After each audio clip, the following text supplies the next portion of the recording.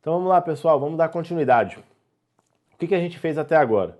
A gente começou trazendo para você um panorama geral dos crimes contra as pessoas e explicamos para você que o crime contra as pessoas ele se divide em crimes contra a vida, lesão corporal, rixa, crimes contra a honra, liberdade pessoal, beleza, você entendeu aquilo ali. Aí nós nos propomos a iniciar o estudo dos crimes contra a vida. E os crimes contra a vida, o estudo se inicia justamente pelo crime de homicídio, e é o que a gente tem feito, estudando o crime de homicídio. Definimos já toda a estrutura do crime de homicídio, fizemos a diferença entre o crime de homicídio e o crime de genocídio, tratamos do homicídio pré-ter-doloso. Depois nós avançamos e iniciamos o estudo do artigo 121, caput, aquele homicídio simples. E aí definimos sujeito ativo, sujeito passivo, o objeto jurídico tutelado, definimos também qual é o elemento subjetivo, o dolo sem finalidade específica, ressalvamos aqueles momentos em que a finalidade específica traz consequências diversas. Depois analisamos o momento consumativo, definimos quando é que juridicamente se encerra uma vida. Tranquilo. Agora o que a gente vai fazer? A análise do artigo 121 caput, ela se encerrou. Naquela estrutura do delito que você pegou lá no começo dos blocos anteriores, você vai lembrar do seguinte: o homicídio ele é simples quando estamos no caput, mas ele é o que a gente chama de homicídio privilegiado quando nós avançamos para o parágrafo 1º. E o homicídio privilegiado, eu escrevi para você naquele momento, ele nada mais é do que um homicídio que foi praticado em circunstâncias que garantem ao agente uma causa de diminuição de pena. Então, de fato, o que nós vamos analisar nesse momento é justamente o estudo dessas causas de diminuição de pena.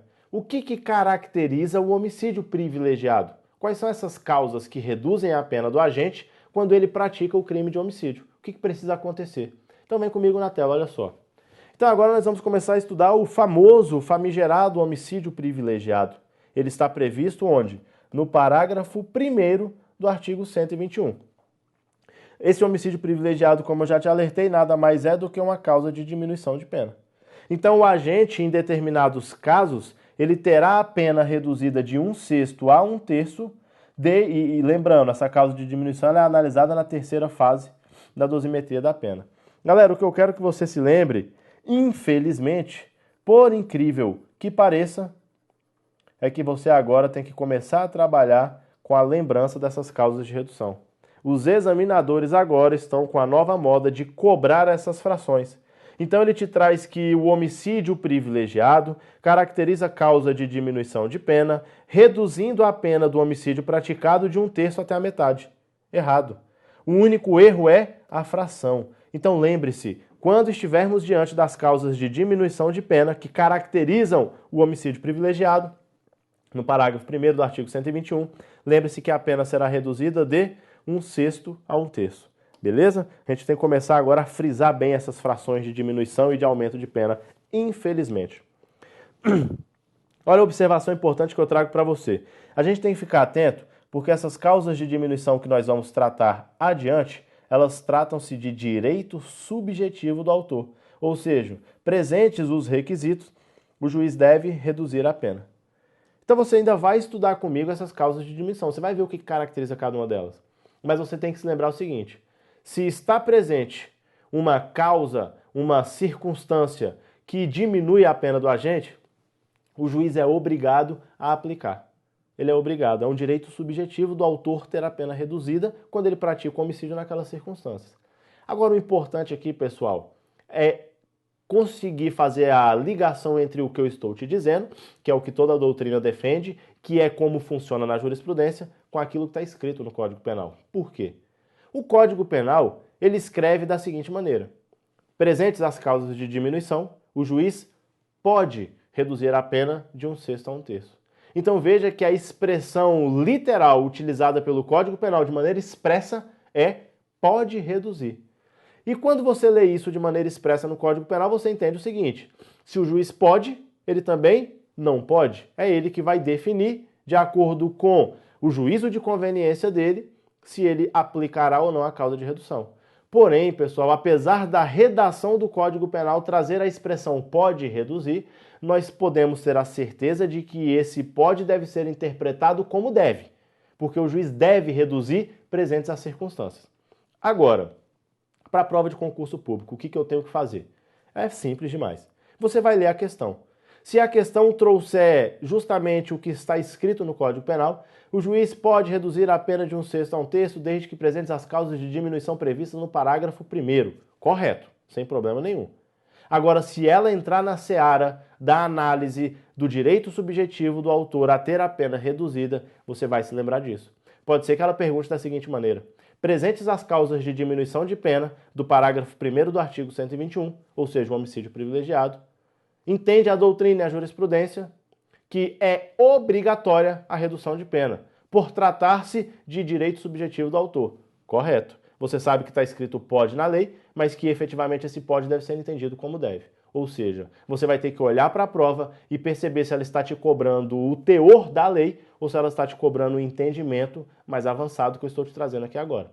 Então, cuidado para não confundir. Nem sempre que você lê de maneira expressa na prova que o juiz pode reduzir a pena, esse item estará errado. Já, afinal de contas, é isso que está escrito no Código Penal. Agora, quando sua prova quiser saber mais, ela vai ter que te perguntar mais. E você, com o conhecimento, vai responder para ela de maneira correta.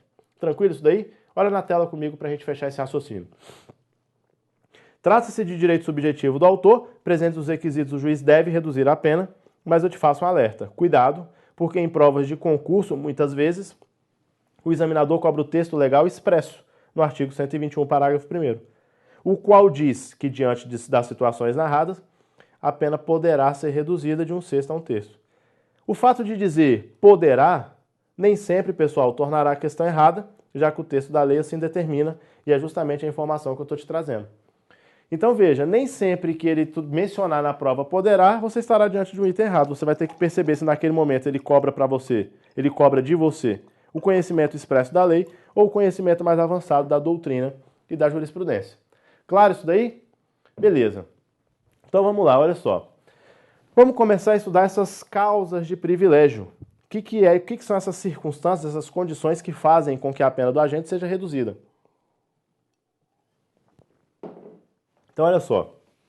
Vamos começar aí pelo relevante valor social. Você vai observar comigo que nós temos 3 causas de diminuição: relevante valor social, relevante valor moral e quando o agente pratica o crime de homicídio dominado por violenta emoção, logo em seguida a injusta provocação da vítima. Vamos dividir cada uma dessas 3 situações e analisá-las separadamente. Então vamos começar pelo relevante valor social. É aquele sentimento que satisfaz o interesse público. É um sentimento que satisfaz o interesse público. Vem comigo na tela, vamos entender isso daqui, olha só. Quando o agente atua impelido por um motivo de relevante valor social, eu digo que esse agente está agindo porque ele atendia aos interesses da coletividade. Veja que esse relevante valor social ele é um sentimento, mas ele é um sentimento que atende, que satisfaz os interesses da coletividade. Olha o exemplo, o camarada que mata o traidor da pátria.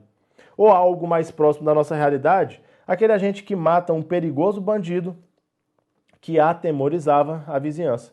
Então imagina que todo mundo na vizinhança conhece o fulaninho e o fulaninho está estuprando todas as mulheres quando elas estão voltando do trabalho. Filhas, mães, netas, sobrinhas estão sendo estupradas e todo mundo sabe quem está estuprando é o fulaninho. Mas ninguém encontra, ninguém acha, a polícia não pega em flagrante, não consegue realizar a prisão.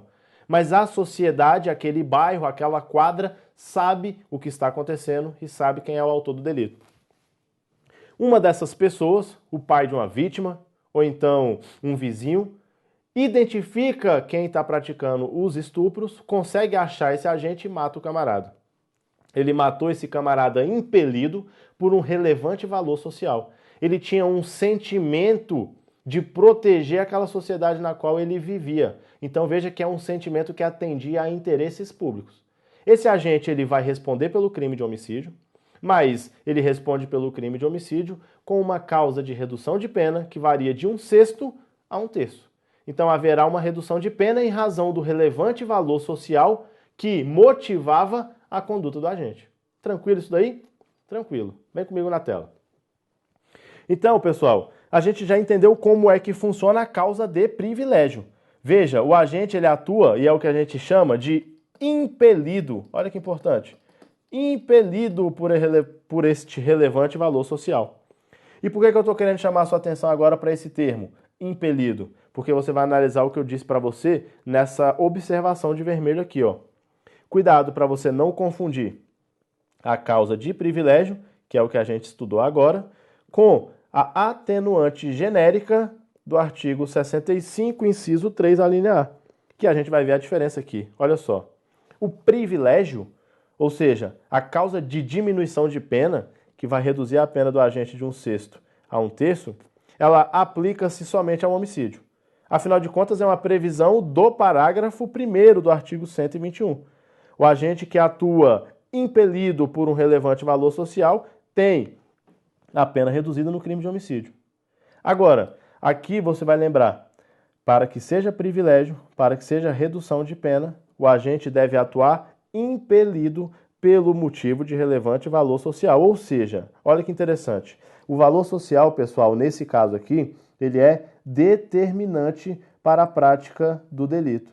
Como assim, professor? É o exemplo que eu acabei de te dar ali, daquele vizinho, daquele sujeito que acaba matando o estuprador que aterrorizava o bairro. Veja que ele não tinha nenhuma outra razão para matar esse indivíduo, a não ser essa necessidade de proteger aquela quadra, aquele bairro. Veja que o motivo de relevante valor social dele era o que determinava a prática do crime. Ele só tinha aquele motivo e ele só matou em razão dele. Veja então que ele estava impelido por um motivo de relevante valor social, o que faz com que a pena dele seja reduzida. Diferente, pessoal, da atenuante genérica. Por quê? Existe uma atenuante genérica, e agora eu quero que você entenda isso comigo, lá no artigo 65, inciso 3 do Código Penal, ou seja, em sua parte geral, existe um atenuante que diz o seguinte: qualquer crime praticado sob a influência de um relevante valor social, ele deve fazer com que a pena do agente seja reduzida. Mas ali eu não estou tratando mais do crime de homicídio. É uma atenuante para qualquer crime praticado sob a influência de um relevante valor social. Então olha que interessante. Eu pratiquei uma lesão corporal. Eu pratiquei o crime de aborto. Eu pratiquei qualquer outro crime que você imaginar. E esse crime foi praticado com a influência de um relevante valor social. Ou seja, eu tinha vários outros motivos para praticar esse crime. Mas dentre todos os motivos, o relevante valor social era um deles. Se o relevante valor social faz parte da minha motivação, apesar de não determinar a prática do crime, eu posso atenuar a pena do agente. Mas atenuar não significa reduzir de 1/6 a 1/3. A atenuante, ela trabalha de forma diversa. Vem comigo na tela, olha só. Veja que a atenuante ela aplica-se a qualquer crime praticado, como eu te informei. E aqui, pessoal, na atenuante genérica, o motivo de relevante valor social ele é apenas mais um elemento influenciador do delito. Ou seja, ainda que não existisse esse relevante valor social, o crime seria praticado da mesma forma. O crime seria praticado da mesma forma. Beleza? Então veja que o privilégio ele determina uma redução de pena de 1/6 a 1/3 só para o crime de homicídio.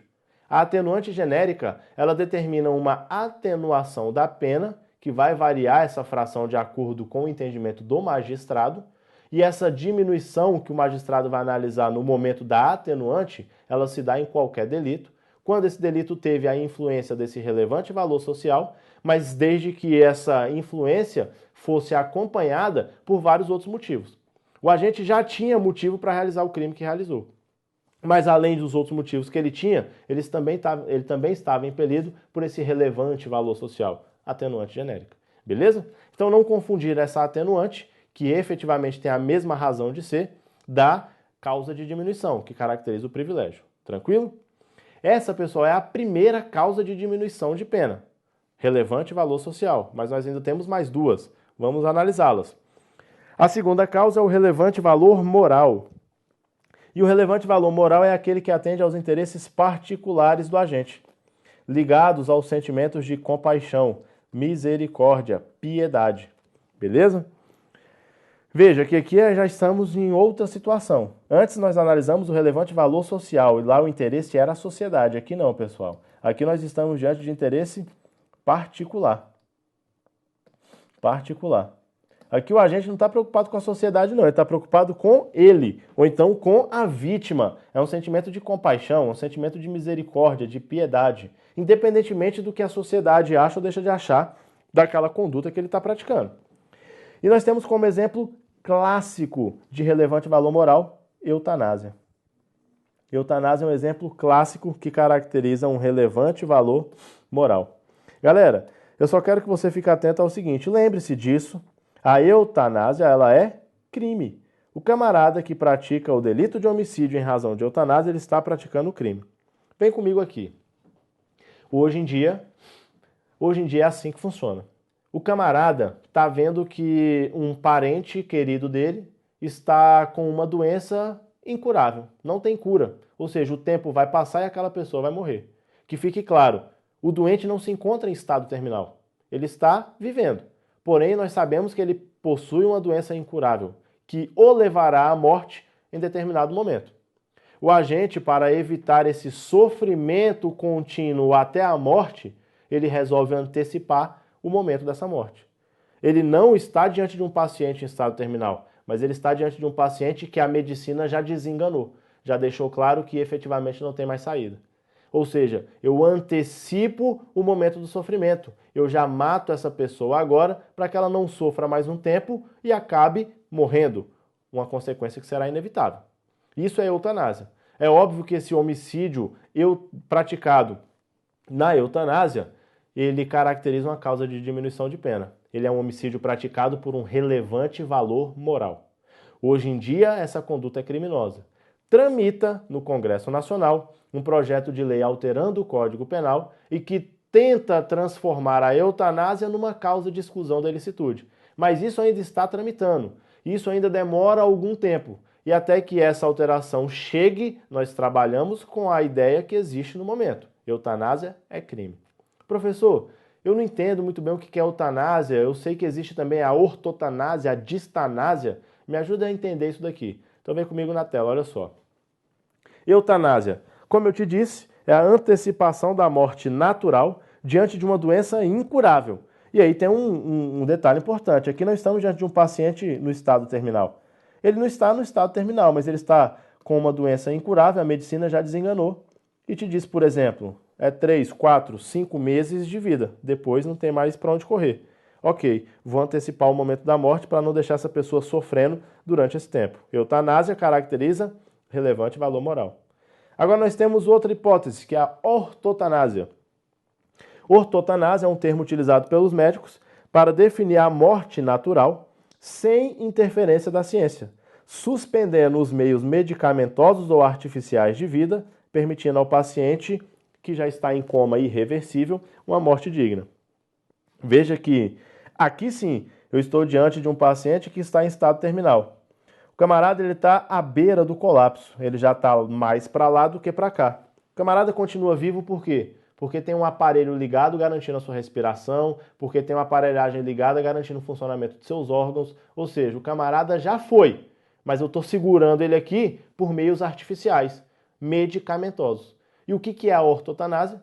A ortotanásia é justamente a suspensão desses meios que permitem a vida de maneira artificial. Ao suspender esses meios, eu acabo gerando a morte daquele cidadão. Beleza? Veja que essa é a diferença entre a ortotanásia e a eutanásia. Joga comigo na tela. Aqui, pessoal, diante dessa situação que eu narrei para você, surgem duas correntes. Pô, e aí, a ortotanásia é crime ou não é crime de homicídio? A primeira corrente diz que é crime, afinal de contas não existe autorização em lei para que isso ocorra. Uma segunda corrente já trabalha com a hipótese de que não é crime, desde que se obedeça aos procedimentos legais. Aqui, pessoal, estamos diante de um ambiente obscuro, em que uma prova objetiva é difícil de encontrar a solução. Por quê? Basicamente, nós trabalhamos o seguinte. Sob o aspecto legal, efetivamente não existe previsão para a ortotanásia. Se você suspende as máquinas que mantinham aquele paciente vivo, levando ele à morte, você está praticando o crime de homicídio, legalmente falando. Mas já existem procedimentos formalizados em resoluções do Conselho Federal de Medicina que autorizam a prática da ortotanásia, inclusive indicam a metodologia que deve ser utilizada para que isso aconteça. Beleza? Então, Estamos, por enquanto, num ambiente nebuloso e que, com muita certeza, não vai ser objeto de prova objetiva. Até porque aguardaremos aí as alterações legislativas para ver qual é a decisão que o legislador vai dar em relação a esses procedimentos. Beleza? Pensando em ortotanásia hoje para sua prova objetiva, extremamente complicado de definir aí qual é a corrente que deve ser adotada para fazer a sua prova. Beleza? Tranquilo? O importante é que eu traga as duas visões. Então joga na tela de novo. Então tá, eutanásia nós já analisamos, ortotanásia também, vimos aqui essa problemática, né, dessas duas correntes. E aí vamos à distanásia, e a distanásia não tem nada a ver com o que nós vimos até o momento. Veja que a distanásia é uma persistência terapêutica em paciente irrecuperável associada à morte com sofrimento. Ou seja, na distanásia, você observa que quanto mais você prolonga a vida da pessoa, mais ela sofre. Porque cada segundo que ela respira é um segundo de sofrimento. E você força de maneira terapêutica a vida daquela pessoa, causando para ela um sofrimento intenso. Obviamente, o fato de você suspender esse tratamento médico que prolonga essa vida com sofrimento não pode ser considerado homicídio, efetivamente. Tranquilo? Então, pessoal, analisado aqui o relevante valor moral, essa questão da eutanásia, fizemos a diferença entre a distanásia e a ortotanásia, nós estamos autorizados a avançar. Mas antes de avançar, só mais um detalhe, que é o segundo exemplo de relevante valor moral que eu não trouxe, só para deixar claro para você, comigo na tela. Então a gente analisou aqui a eutanásia como um dos exemplos de relevante valor moral, mas também temos aqui como exemplo de relevante valor moral o pai que mata o estuprador de seu filho. Então veja que importante. O camarada descobre quem é o estuprador da filha dele e ele vai lá e acaba matando esse camarada em razão da misericórdia, da piedade, da compaixão que ele tinha em relação à filha que foi vítima do estupro. Beleza? É um segundo exemplo. Mas aí a gente pode avançar então para a nossa terceira causa. Antes de mais nada, eu tinha me esquecido desse detalhe, vamos lembrar do seguinte. Aquela mesma relação que a gente fez entre a causa de privilégio e a atenuante genérica do relevante valor social, nós repetimos para o relevante valor moral. Então, olha só, você vai se lembrar comigo e vem aqui que nós já fizemos essa análise quando estudamos o relevante valor social. Existe uma diferença entre o privilégio e a atenuante genérica. Essa diferença, pessoal, ela se repete aqui no relevante valor moral. O entendimento é idêntico, portanto não há necessidade de ficar analisando. Nós já analisamos. O privilégio ele é aquela circunstância única e determinante para a prática do delito, enquanto a atenuante é apenas mais um dos elementos que influenciam na prática do delito. E, obviamente, as consequências são diversas. Lembre-se disso. Beleza? Nós vamos avançar agora para a nossa terceira causa de diminuição da pena, nossa terceira causa de privilégio do homicídio, que é o domínio de violenta emoção, logo em seguida, a injusta provocação. Já percebemos, então, que aqui nós temos três momentos. Primeiro, tem que haver um domínio de violenta emoção. Domínio de violenta emoção. Segunda situação, tem que ser logo em seguida. E tem que ter havido, por parte da vítima, uma injusta provocação. Então nós estamos diante de uma causa que vai diminuir a pena nos crimes de homicídio, desde que eu consiga reunir simultaneamente três circunstâncias. Domínio de violenta emoção, essa necessidade temporal de ser logo em seguida e uma injusta provocação por parte da vítima. Então vamos por parte, vamos analisar cada um desses três momentos. Primeiro deles, domínio de violenta emoção. O que é esse domínio de violenta emoção? Veja, é um domínio de uma emoção intensa, violenta. E aqui você tem que perceber o seguinte, vamos começar a jogar com as palavras, pessoal. Na sua prova você vai ter que lembrar disso. A lei, para garantir a causa de redução de pena, ela trabalha com a palavra domínio. E domínio, pessoal, não pode ser confundido com mera influência. Galera, isso daqui é extremamente importante. A mera influência de uma violenta emoção não caracteriza a redução de pena, não caracteriza a diminuição de pena. Não é uma forma de homicídio privilegiado. Olha o quadro que eu fiz pra gente. Então, olha só. Emoção intensa, violenta e absorvente. Ela determina a prática do crime, ou seja, se você retira essa violenta emoção do contexto, a conduta delituosa sequer teria sido praticada. Veja que para a caracterização do domínio de violenta emoção, a reação tem que ser imediata. É de rompante, pessoal. Ela é naquele momento. O agente só pratica o crime por conta da violenta emoção que tomou conta do ser. Veja que ele perde até mesmo a capacidade de se controlar. Ou seja, ele está dominado pela violenta emoção. E essa violenta emoção é o que determina a prática do crime. Diferente é aquela situação em que houve uma mera influência de uma violenta emoção. Porque aquela emoção que ela é mais leve, passageira, ela é momentânea. Não é ela que determina a prática do crime, mas de qualquer forma ela estava ali no meio. Ela influenciou o agente em conjunto com outros elementos. Veja que, inclusive, ela dispensa a análise do requisito temporal. Ou seja, quando eu penso em mera influência, eu posso ter recebido uma provocação hoje, eu vou para minha casa, 2 semanas se passam, ainda em razão daquela provocação que eu recebi há 2 semanas atrás, ou seja, eu estou influenciado por uma violenta emoção, eu pratico um homicídio contra o agente. Veja que ele me provocou há 2 semanas atrás, mas aquela provocação me gerou uma revolta, ela me gerou uma violenta emoção. Eu estou influenciado por essa violenta emoção quando eu pratico um homicídio contra o injusto provocador? Estou influenciado. Mas ela me domina? Não. Eu já tive 2 semanas de tempo para pensar a respeito daquilo e evitar que o homicídio fosse praticado. Então veja que essa emoção não me domina, mas ela influencia no meu comportamento. E essa mera influência não é suficiente para reduzir a pena. Para pensar em redução de pena, eu tenho que estar dominado pela violenta emoção.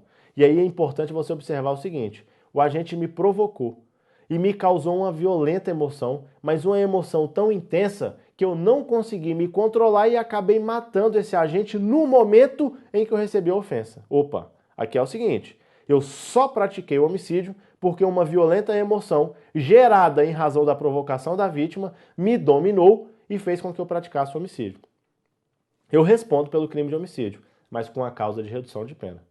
E aqui, pessoal, eu vou repetir. Você tem que trabalhar com as palavras, porque na sua prova o examinador cobra o tempo inteiro as palavras. Ele traz domínio de violenta emoção. E o domínio caracteriza causa de diminuição, homicídio privilegiado. Em outras questões, ele trabalha com a influência de violenta emoção. E a influência de violenta emoção não caracteriza homicídio privilegiado. Ela caracteriza tão somente uma atenuante genérica prevista lá na parte geral do Código Penal, junto com aquela atenuante genérica do relevante valor social, do relevante valor moral. Então você vai ficar atento com as palavras utilizadas pelo examinador. Não se esqueça disso. Põe na tela de novo, por favor, olha só. Você vai olhar na sua prova se o seu examinador está dizendo mera influência ou se o seu examinador está dizendo domínio. Galera, o domínio caracteriza o privilégio. O domínio caracteriza o privilégio. Agora, a mera influência não caracteriza o privilégio. Então, vamos ficar ligado nisso para não errar isso na sua prova. Ele trabalha com as palavras e você vai ter que identificar na questão qual é a palavra utilizada por ele. Domínio, privilégio, mera influência não caracteriza privilégio. É mera atenuante genérica. Tá aqui, ó. Mera atenuante de pena. Beleza? Agora é o seguinte, esse agente ele tem que estar dominado por uma violenta emoção e eu exijo mais 2 situações. Tem a questão temporal e tem a injusta provocação. Então olha comigo. Reação imediata. Como é que funciona a imediatidade dessa reação? É a reação sem intervalo temporal, pessoal. Enquanto perdurar o domínio da violenta emoção, qualquer reação será considerada imediata. Olha que importante isso daqui. Quando eu te digo que é sem intervalo temporal, eu não quero te dizer que ela é instantânea, que ela é momentânea, que ela é simultânea. Veja que existe uma diferença. Vamos imaginar o seguinte: o agente está num bar, jogando sinuca, e ele entra em discussão com a vítima, essa vítima o provoca, essa vítima lhe dá um tapa na cara, ele se sente ofendido, ele está dominado por uma violenta emoção, ele segue até a casa dele, que fica a 2 minutos do bar, e em 5 minutos ele volta com a arma de fogo e efetua disparos contra a vítima. Esses 5 minutos que separaram a provocação que ele recebeu do homicídio que ele praticou são suficientes para afastar o domínio da violenta emoção? Não. Então veja que ele estava dominado por uma violenta emoção e a reação dele foi imediata. Mas, professor, passaram-se 5 minutos. Tranquilo. Alguns minutos entre a provocação e a prática do homicídio não afastam necessariamente o privilégio. Beleza? Esse privilégio ele começa a ficar afastado quando nós começamos a pensar em horas, em dias. Aí já era, aí não tem domínio de violenta emoção. Agora, poucos minutos entre a provocação e a prática do homicídio, ainda assim, são suficientes para caracterizar o privilégio. Então essa reação imediata, ela tem que ser analisada com um pouco de flexibilidade. Alguns minutos de diferença entre a provocação e a prática da morte não afastam o privilégio. Tranquilo? E um detalhe extremamente importante, olha na tela comigo. A gente tem que observar o momento em que o agente tomou conhecimento da injusta provocação para que se defina esse intervalo da reação. Por quê? Porque o pai que descobre o estupro de sua filha 1 mês após a sua consumação. Então, olha só, já tinha 1 mês que a provocação tinha sido feita. A filha tinha sido estuprada 1 mês atrás, mas o pai descobre o estuprador naquele instante. E naquele instante ele mata o agente do referido crime.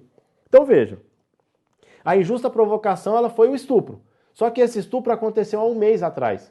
Só que o pai descobre agora quem é o estuprador. E nesse momento em que ele descobre algo que aconteceu há 1 mês atrás, ele mata o agente imediatamente. Veja que a reação ela é imediata a partir do momento que ele descobre. É a partir daquele momento que a violenta emoção toma conta dele. Então isso caracteriza o domínio de violenta emoção, ainda que o estupro causador da violenta emoção tenha se dado há 1 mês atrás. Claro isso daí? Beleza. E por fim, pessoal, última circunstância, injusta provocação da vítima. Veja que essa injusta provocação da vítima ela não traduz uma agressão, o que caracterizaria legítima defesa. A gente sabe, uma injusta agressão da vítima caracteriza legítima defesa, exclui o crime, por ausência de ilicitude. Mas, simplesmente uma conduta desafiadora, ainda que atípica. Olha o exemplo, marido que surpreende a esposa em adultério. Galera, a gente sabe disso, o adultério já não é mais crime há muito tempo, mas mesmo não sendo uma conduta criminosa, mesmo não sendo uma agressão injusta, o adultério acaba sendo uma provocação injusta.